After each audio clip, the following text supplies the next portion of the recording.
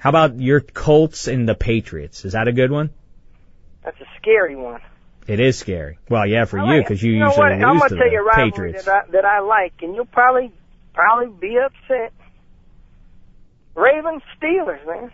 Why would I be upset by that? I don't know, but you could be. I laugh at that one. When it counted this season, the Steelers went 3-0. Defensive battle. I'm tired of Redskins, Cowboys. Yeah, that's what I'm talking about. That's what I'm saying. I think that there are so many great rivalries that are just starting to come together in this dawn of the 21st century. We're just 9 years into it, and we have a lot of good ones going right now. I'm tired of Yankees, Red Sox. Tired of those, man. Mm-hmm. Every single time. It's not even a rivalry to people out here on the West Coast. Mm-hmm. No, I hear you. All right, so the Ed. All right, well, listen, why don't we wrap this up? I just wanted to check in with you. We hadn't talked in a while. I promised that we... Yeah, I know. You say, oh, yeah, I'm going to call you, and we're going to do this and do that and have fun. And yeah, I don't remember those. You always say I do that, but I don't do that. You and I never do that. So why would you suggest that I'm somehow the bad guy in this? You got a black hat? Well, I do have a black hat, but it's a pirate's hat. That's all it is. No, it's a pirate's hat. Oh, man, the Pirates, you know, they haven't had a winning season since 1992, I think it is. That's correct, Ian. See, listen to you. See, P, you really do know your stuff. Well, now, yeah, I know everything about a little bit of stuff. Mm-hmm, mm-hmm. You know, I mean, and the Pirates, they could do better. Mm-hmm. They just got to do better. That's interesting. You know what? Maybe that, you know how they sometimes, like Al Davis, they'll put his quotes up in the Raiders locker room and stuff like that. Maybe that should be what hangs up over the doorway in the Pirates clubhouse, you know? The Pirates could do better. They just got to do better. You've got to step up and make a play. Somebody always says, who's going to make the play? Make it you that makes the play. Mm-hmm. Don't let me be a coach, because I'd have these kids motivated, you know, and agitated and aggravated and constipated and everything. Mm-hmm. Now, when you why don't you do that? You've got a lot of free time. You're not working or anything like that. Why don't you become a coach? Why don't you be a volunteer coach to some junior high kids? Teach them the way. Because you, not just basketball. I'm talking about life. You give them life lessons. I'd like to be like a Division I football coach or basketball coach. Right. So why don't you do that? Why don't you start out, be a volunteer somewhere? No, I want to get paid for it. I need to get some money. Yeah, but you don't have any reason. Why would anybody hire you to do that? You don't have any background. I'd tell them. If I was in the interview, I'd tell them why. What would you say? Let's do that. All right. Let's say Pete Carroll has gone off. There's San Francisco 49ers decide Mike Singletary's out. Pete Carroll decides, I want to coach in the Bay Area. I've always wanted to be with the 49ers. I'm out of here, USC. So let's sit down.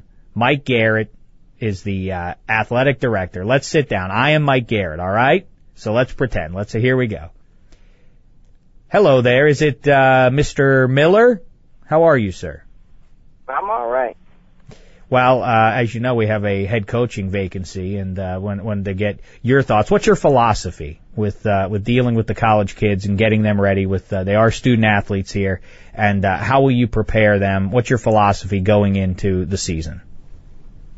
You got to make sure you do your schoolwork. You got to play hard and win, and you got to listen to what I tell you. Because if you listen to what I say, you're going to be successful.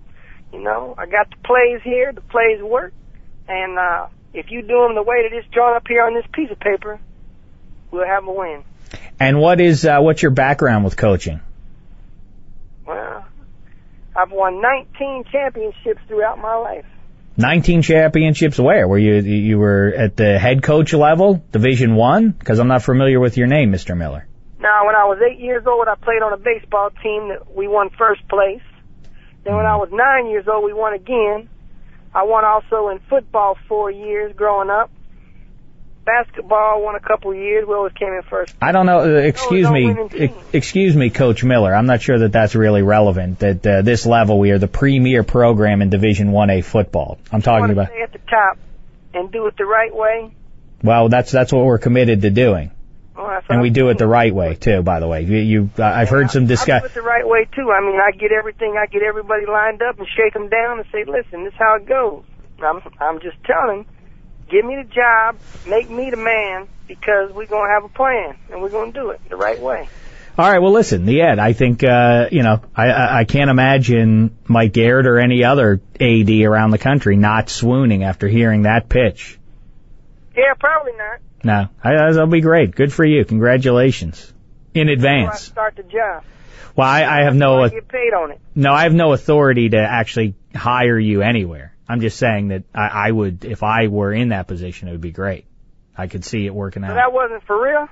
No, it wasn't for real. Huh. I'm sorry, I didn't mean to confuse you on that. All right, well, listen, the Ed, it's been fun catching up, and I'll let you go, but we have a lot to talk about. Pitchers and catchers are reporting as we speak. Baseball season's going to be here before no time. NBA is heating up. March Madness. Think about John Smoltz being on the Red Sox. He don't look right in that uniform. I agree with that. What do you think about that, Diglio? Don't you feel bad that, in a way, I mean, I'm sure you're excited. I know the Yankees, your arch rival, buy all the pitching they need, but what do you think about that? Brad Penny is now a spot starter for this team, and John Smoltz, one of the great pitchers of the last quarter century, at the back end of this rotation. I like it. I think it's taken a flyer. They don't really necessarily need. I mean, you've got Beckett, Matsuzaka, Lester. That's why it's ridiculous. And it's just a little extra depth. I know, it's absurd. Don't you see what you're talking about? 90% of the baseball teams could not do that. They'd kill to have Brad Penny at the top of the rotation. Brad Penny's going to be a spot starter, maybe. Well, they should have paid him more. He'll be the number one starter by the halfway point. Hey, plus two, how in the world did this Dustin Pedroia kid get the MVP? You didn't like that? That's like giving it to Freddie Patek. Well, he had a great year. What are you talking about? You know, Freddie Patek used to wear a blue glove. Yeah, I do remember that. Blue mitt. Yeah, I miss those old uniforms. In fact, the red hats with the red bill that the Twins used to wear, yeah. He was on the Royals, man. Well, he also played with the Twins. Not when I knew him. Oh, all right, I'm sorry. When I met him in 1979 at the airport in Kansas City. Yeah, I remember those old, remember they also had, the Royals had, UL Washington play shortstop for him. Yeah, he used to always wear a toothpick in his mouth. That's right. He would play out there on the field. The kids forget that probably. You're not allowed to wear a toothpick in your mouth no more. Oh, really? I didn't realize it was against the rules. Yeah, you're not supposed to chew gum or nothing now. They ban all that stuff. I don't know if that's true. I think you're allowed to chew some bubble gum. Did you know that managers used to smoke in the dugout? Of course. I remember Jimmy Leland doing that. No. Now, I mean, they don't even let them drink or nothing. Yeah, well, that would send a bad message to the kids if they were drinking. Booze. Well, I mean, I don't know. Probably. Yeah. All right, listen, the Ed, so we'll let you go, and but it was fun catching up with you, and we'll look forward to catching up with you again soon. Yeah, hey. Yes. You got to check out my website. Go to that, what was it called? The Ed's Super Deluxe website.com. You got to check it out. You can look at it. Just, okay. Type it in there. You got one of them take-home computers, or you got only one at your desk at your job? A laptop? Yeah, I do have one of those. How many you got? Why are you asking? See if you got any extra. I don't have any extra. I'm sorry. I'm sorry, and I wish I had that. Yes. When am I going to be a grandfather again? When are you going to be a grandfather again? What are you talking about? I have no idea. Because your wife's supposed to be having that baby pretty soon. Yes, she is. I don't know how that relates to you at all.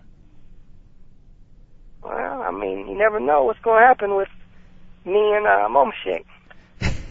Listen, Dameshek and you, nothing's going to happen with you.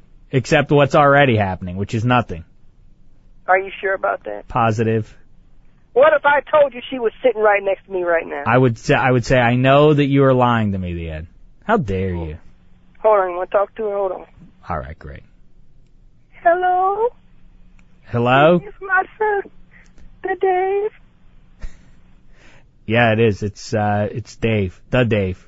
As you've always called me since my earliest memories. Mo. I want you to be nice to Ed. He's a very nice guy.